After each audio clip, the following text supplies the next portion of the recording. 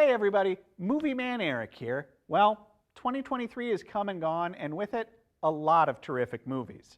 This was the year of Barbenheimer, and the year when America started going back to the movies.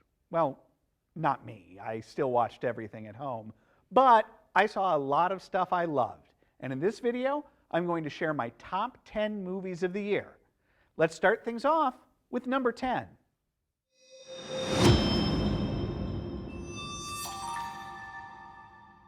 Number 10 on my list is May December, directed by Todd Haynes and starring Natalie Portman and Julianne Moore. This movie is sort of loosely based on the Mary Kay Letourneau case, or at least one just like it. Julianne Moore plays a woman who met and seduced a young boy when both of them were working at a pet shop. She got pregnant and went to jail. Now it's 20 years later. Moore's character Gracie is married to her victim Joe, played by actor Charles Melton, and Elizabeth, Natalie Portman, is visiting them at their home, spending several days observing Grace in preparation to play her in a movie based on the incident. May December is an often hard and morally complicated movie that is less interested in the prurient facts around the case than it is in the long-term emotional fallout. Even with two powerhouse performers in Portman and Moore giving stellar performances, the movie is not afraid to divert its attention to the grown Joe as he deals with his complicated life and feelings. One of the through lines of the movie is Joe and Gracie's daughter's high school graduation, which Joe experiences while grieving his own lost childhood.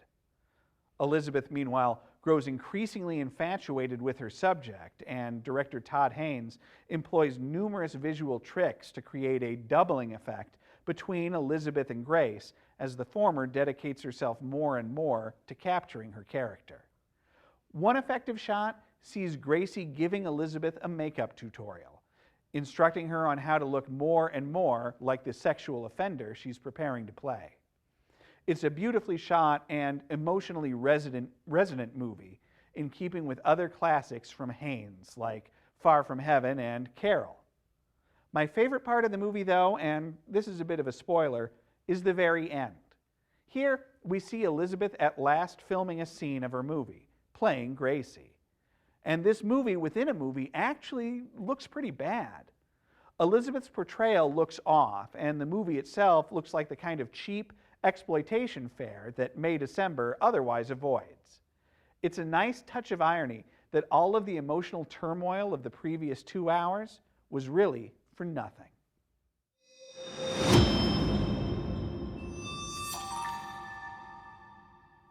Let's move to number 9 now, and John Wick, Chapter 4. This action extravaganza stars Keanu Reeves as the assassin who just wants back out of the game. Now, I'm a big fan of the first John Wick. It was a streamlined, non-stop action spectacle with tons of impressive practical stunts. And while the same could be said of John Wicks 2 and 3, I felt that the action got lost amongst the increasingly complicated world of Baroque assassins that John Wick lives in. It seemed like with each entry there was more and more backstory to a world I just found sort of confusing and uninteresting. That's not to say that there isn't more myth-making here in Chapter 4. The High Table is back, and its Byzantine rules still command Wick's life and the order for his death. The difference here, though, is that the movie itself seems much less interested in this mythology as anything but set dressing. For example, there's a scene late in the movie where the rules for a duel are drawn up via flipping cards, almost like a tarot reading. But here, nothing is explained. The characters flip a card, say a thing that has meaning, like the choice of weapon, and veteran genre actor Clancy Brown says some lines to add gravitas. Gang, this is all I want. Feel free to keep the Baroque complicated world, but don't dwell on it, and please don't explain it. Just let it happen, and I'll enjoy it all the more. Of course, the reason anyone comes to a John Wick movie is the action, and this one has loads, and it's all great, with everything that happens in the climactic Paris set pieces as the cream of the crop. There's a gunfight involving cars around the Arc de Triomphe that has to be seen to be believed, and a final sequence involving Keanu and co-star Donnie Yen on a famous Parisian staircase that puts all other staircase fights to shame. 4 may well be the final chapter of John Wick, and if it is, the series has gone out on an undeniable high.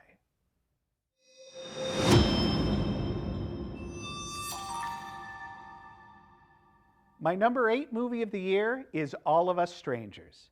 The film centers around Adam, a lonely man who is still coping with the sudden death of his parents when he was a child. As Adam begins a tenuous new relationship with a man from his apartment building, he begins looking at photos of his lost family and even visiting their old house. But when he goes to the house, he finds his parents are still there, just as young as they were when they died.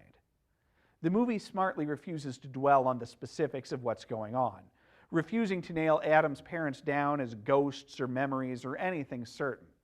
All that matters is that they are there, allowing for a series of cathartic scenes wherein Adam tells them about his life and their death and the hole they've left behind. The idea of finding your lost loved ones like that, just as they were in the old house, is a great one, both as a film premise and as an idea of the afterlife. That's a big part of what I liked about this movie. This idea has a real stickiness to it. It's a concept that lingers with the viewer long after the movie is over, or at least it did with me.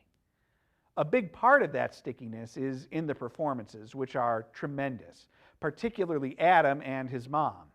Adam is played by Andrew Scott, who you may recognize as Moriarty from Sherlock or the hot priest from Fleabag, or even as the father from last year's Catherine Called Birdy, another favorite of mine.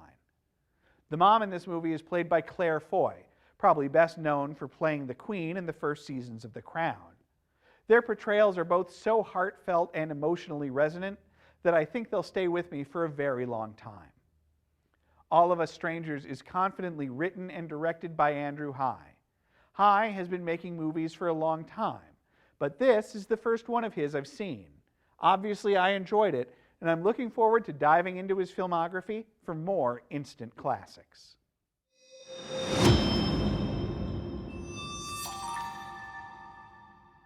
2024 was a year filled with new films from major auteur directors like Steven Spielberg, Michael Mann, and Martin Scorsese. Yes, Marty is back this year with my number 7 pick, Killers of the Flower Moon. Based on a true story and, more specifically, a seminal true crime book tracing these events, Killers of the Flower Moon focuses on the murders that plagued the Osage Nation in 1920s Oklahoma. Lily Gladstone is terrific as Molly, an Osage woman who sees her family dying all around her, some seemingly by natural causes, others by outright murder. And Molly herself finds her life in jeopardy as she fights diabetes.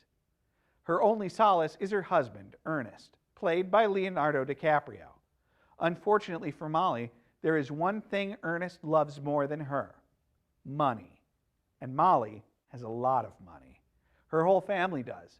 Thanks to rich oil reserves under the land, the Osage were some of the richest people in America, and also prime targets for white folks' greed.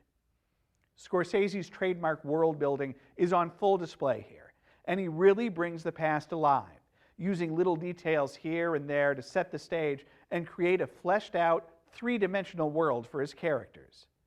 There are numerous scenes of the Osage being overcharged for everything from photographs to funerals, including one scene where an outraged Ernest berates a funeral director for trying to charge him Osage prices. We see the Osage beg their government-appointed guardians, corrupt officials who control the Osage's bank accounts, for money for medicine. There's even a scene where Ernest happens past a parade led by the Ku Klux Klan, marching in full robes in broad daylight as if it's the most normal thing in the world. Of course, all of the supposed deaths of natural causes are poisonings, and Ernest is part of it all. Every murder, orchestrated by his uncle and so-called friend of the Osage, William Hale, played by Scorsese's other longtime muse, Robert De Niro. There are lots of memorable moments and performances in this film, maybe none more so than DiCaprio's Ernest, a conflicted dupe who is nonetheless always ruled by his own avarice. It's never clear if he really does love Molly or how much, even though he certainly has affection for her. For her part, Molly is fully taken in, and the scene of their final confrontation is absolutely devastating. Now, if you've heard of this picture, you've no doubt heard of its length. At 3.5 hours, it's a long movie. And that world building and the juggling of all the characters who make up the conspiracy, it's so masterful that it's harder to imagine it being any shorter. If I have one complaint, it's the movie's focus on the white characters. It's clear that Scorsese finds Ernest fascinating, and DiCaprio's performance only makes him more so. But in an era when there is finally some great Native American representation, both in front of and behind the camera, on shows like Rutherford Falls and especially Reservation Dogs, both of which I highly recommend, it seems fair to ask, is this Scorsese's story to tell? And as great as this movie is there an even better one that centers more around the Osage themselves? I guess we'll just have to wait and see.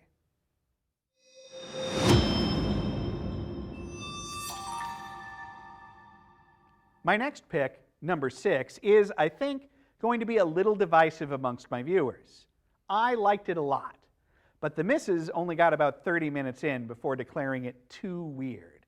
And it is weird. It's very weird. But that's what makes it great. I'm talking about Poor Things, the latest film from the greatest weirdo of contemporary cinema, Yorgos Lanthimos. Yorgos had his biggest hit a couple of years ago with The Favorite, which you may have seen, and made a big splash a couple of years earlier with The Lobster, which was the story of a man who needs to fall in love or else be transformed, well, into a lobster. There are few, if any, crustaceans in Poor Things, though. Instead, this is the story of Bella Baxter, played by Emma Stone. Bella is a sort of Bride of Frankenstein creature, a suicide victim whose body is found by Willem Dafoe, who does some great acting with some great makeup as the film's mad scientist, Godwin Baxter, who cheekily shortens his name to God. Godwin reanimates Bella, replacing her original brain with that of her unborn child. The result is an infant in a woman's body. Now, believe it or not, this is a well-worn cinema trope, typically known as Born Sexy Yesterday, and it refers to female characters in books and movies who are often impossibly sexy, badass adult women who nonetheless act like naive waifs. Lilu from The Fifth Element is a great example of this. Part of what's great about Poor Things is how it inverts that trope by really exploring it. Instead of Bella being a simple object or robot or warrior woman who looks to the men around her for meaning, she strikes out into the world on her own, eagerly devouring experiences and knowledge and making herself herself. Emma Stone is truly phenomenal in what may be a career best performance. Certainly, Bella is a challenging character for anyone to play, but Stone brings her alive with empathy, eccentricity, and passion. Through Stone, we see Bella change and grow over the course of the movie, transforming from a dumb baby into a sharp and self-possessed woman. Of course, there are men in the movie who want to take advantage of Bella, none more so than a notorious rake played by Mark Ruffalo. If not for Stone's mastery of her character, Ruffalo would steal every scene he's in, as he plays his character with a sort of slimy glee. It may well be a character best performance for him, too, as his designs on Bella as a helpless woman he can control are thwarted again and again. Poor Things looks gorgeous, too. The production design is equal parts Salvador Dali and vintage Tim Burton, and the costumes are creative and extravagant. There is a lot to chew on in Poor Things, and even though the film falters slightly in its final act, it's a true masterpiece.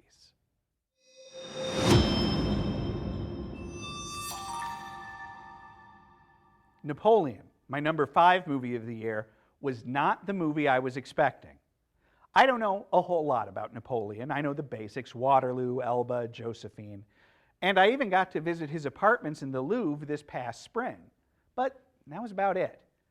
This movie had all the earmarks of a soup-to-nuts great man biopic, a chance to learn the outline of Napoleon's life story. Plus, I'm a fan of director Ridley Scott. Even though he can be a little hit or miss, 2 of his last pictures, The Last Duel and House of Gucci, were exciting, decidedly adult epics with more than a hint of camp. Oh, and I knew Vanessa Kirby was playing Josephine, and ever since she first showed up on The Crown as Princess Margaret, I've thought she was an exciting young movie star. So that's a lot of ingredients going toward a pretty good, but pretty standard formula picture. What I didn't anticipate was that Ridley Scott was going to direct this one with a very healthy dose of his dark, wicked sense of humor. Instead of a great man biopic highlighting all of Napoleon's incomparable and unique successes, Scott has given us the portrait of one of history's greatest doofuses. In this movie, Napoleon is certainly a great general and military genius, but he's also a bore, a weirdo, and a jerk. He rants and raves and makes dumb faces. In Egypt, after bringing much of the world to heel, he's presented with a mummy. He promptly knocks the mummy over and places his hat atop the sarcophagus. At one dinner, he proudly holds aloft a piece of lamb and declares, "Destiny has brought me this lamb chop." He tells the English ambassador that he thinks he's so great because he has boats. Honestly, Napoleon is one of the funniest movies of the year. Joaquin Phoenix, who I was skeptical of, is great in the role. No one plays a loser like Phoenix, and he brings all of that energy, all of that cluelessness and entitlement to Napoleon.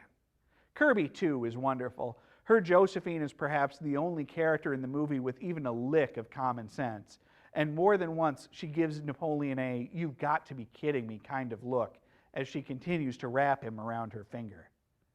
Another theme that Scott weaves through the film is the senselessness of it all, the war and the massive death tolls.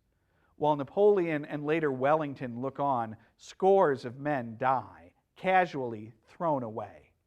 At one point, Wellington has the chance to end it all quickly with a well-placed sniper's bullet, but doesn't because it wouldn't be proper to shoot at a general.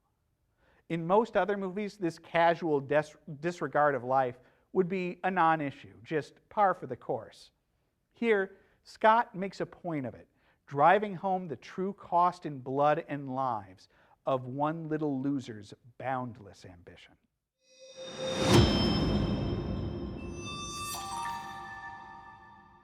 Coming in at number 4 is this year's other great biopic, Oppenheimer. As in Napoleon, the cost of man's ambition and the horrors of war are on full display, if not so graphically. Here, all of it is internalized in J. Robert Oppenheimer, a man racked by guilt over his most famous contribution, the atomic bomb. Here is no brazen Napoleon, but a real three-dimensional man doing what he thinks is right, but at a fabulous cost to his soul and to the world at large. Cillian Murphy stars as Oppenheimer, turning in a towering performance as the quiet, thoughtful physicist. Murphy has been acting for a long time, and he's an extremely reliable character actor with a handful of memorable roles in his past. But the leap he takes into the lead role here is beyond what I would have hoped for. It's a startlingly well-observed and compassionate performance that immediately catapults Murphy into the forefront of his craft. Oppenheimer was directed by Christopher Nolan, an artist with a number of great films under his belt, from the Dark Knight trilogy to Inception to The Prestige to Interstellar. He's undoubtedly one of the masters of the modern blockbuster. But the action set pieces and twists and turns that so define his Batman movies are absent here. That he can still create such a tense and exciting spectacle without them is an absolute testament to his skill.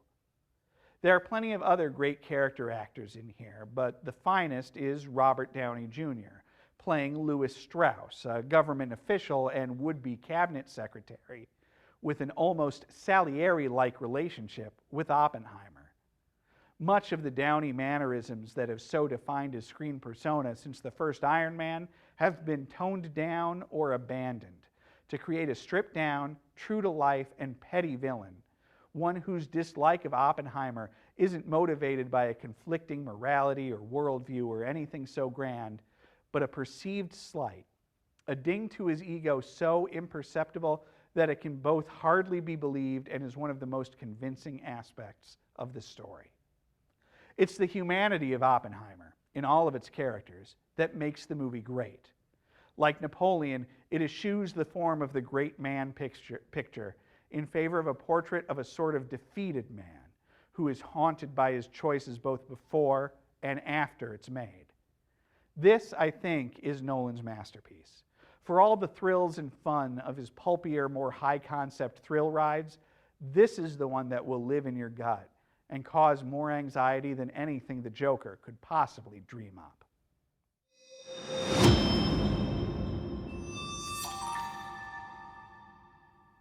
From one of the dourest movies of 2023 to one of the most bonkers, my number 3 film is Bottoms. Easily the funniest movie I saw all year, Bottoms is the story of a pair of misfit high school girls who start a fight club in order to have a shot at making out with their crushes. What follows is a group of girls punching each other in the face and bonding with each other in a series of some of the most absurd scenes ever committed to film. There's so much going on here, and so much of it defies description. Every scene is packed with jokes, many of them happening in the background. Rachel Sennett, who is also the co-writer, and recent Emmy winner Ayo Edebiri play our very flawed, very funny heroes. Ruby Cruz plays their scene-stealing friend Hazel, and Nicholas Galitzine plays Jeff, the captain of the football team and one of cinema's great himbos. There's also a surprisingly funny performance from real-life football star Marshawn Lynch as the girls' reluctant teacher and advisor. Describing comedy is hard, and a good comedy is maybe the most subjective of cinematic delights. But this one was very much up my alley. There are so many wacky jokes and situations, and all of it is rooted in this phenomenal, way over-the-top exaggeration of gender dynamics that pushes the whole thing from funny to truly memorable, as it simultaneously embraces and subverts everything that's great about high school comedies. About the only thing I can think to say about it to give you some idea of the flavor of Bottoms is to say that the comedy is very much like another recent personal favorite, Barb and Star Go to Vista Del Mar. Both films have a similarly anarchic sense of humor that gets as much pleasure out of turning film conventions on their head as it does delivering a well-timed fart joke.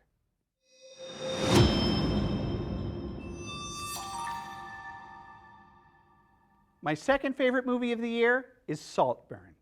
Written and directed by Emerald Fennell, who also made possibly my favorite film of 2020, Promising Young Woman, Saltburn is the story of Oliver Quick, played by Barry Keoghan, a sort of shy semi-loser and the only poor kid at the rich kid's school. When he makes friends with Felix, an upper-crust kid with a heart of gold, it seems like things are finally looking up for Oliver. Felix invites Oliver to stay at his family's estate, Saltburn, for the summer, and Oliver soon meets Felix's family, including his arch-sister Venetia and his clueless, foppish parents, played with verve by the great Richard E. Grant and Rosamund Pike. Carey Mulligan also has a brief but memorable turn as Pamela, a sort of hanger-on. It's clear from early in the movie that Oliver has a crush on Felix, and the whole thing seems primed to be a sort of by-the-numbers coming-of-age picture about a boy with a crush who gets his heart broken by the callow rich kid. But then things start to get weird, and if you haven't seen Saltburn, you may want to mute your TV or skip ahead. Oliver's interest in Felix starts to become obsessive and a little gross. You may have already heard of the infamous scene where Oliver drinks a bit of the bathwater that Felix leaves behind in the tub. Next, Oliver is seducing Felix's sister and manipulating her emotionally in a scene that is fabulously gross. He schemes to have Felix's friends and another hanger-on called Farley ejected from the house. And then people start to die. It looks like accidents at first, but it's all Oliver. We find out that everything we know about Oliver is a lie. He's not a poor kid with a drunk mother. His parents are perfectly nice, normal, middle-class types. He's not too poor to pay for drinks at school. He just wants Felix to think he is. Even the way they meet over a flat bike tire is planned. Oliver is a sort of cuckoo bird. He's hatched his egg in the nest of Felix's family, and now he's devouring everything in sight. Emerald Fennell's film is an angry one.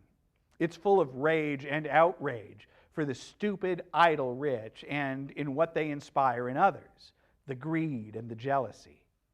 Saltburn is not on Oliver's side, per se, as he seduces and slaughters his way through Felix's family. But it is mindful of the world that made him the way he is, and in which we may all be trapped in one way or the other. It's a poppy, violent, kinky, and funny fantasy, a grand guignol for 2023 that is demented and mean-spirited, and I loved it.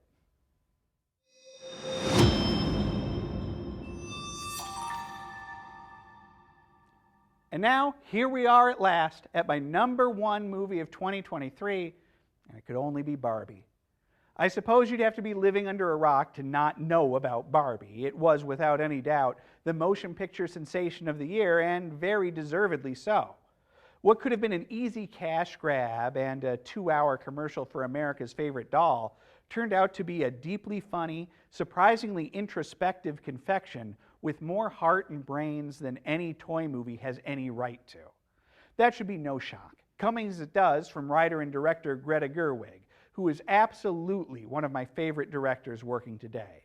Some of her past films, like Lady Bird and Little Women, were instant classics, and Barbie is no different.